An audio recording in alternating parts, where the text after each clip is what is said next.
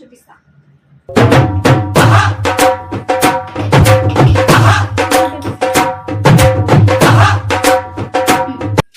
ఇప్పుడు కాఫీ పొడి వేయందులో అదే అట్లా వేయకూడదు, కొంచెం తుంచి అందులో వేయాలి.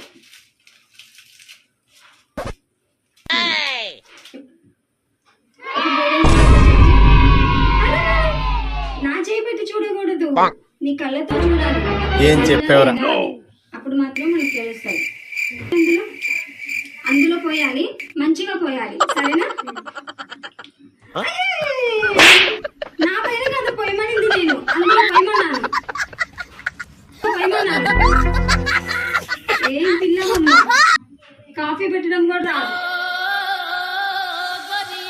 Too much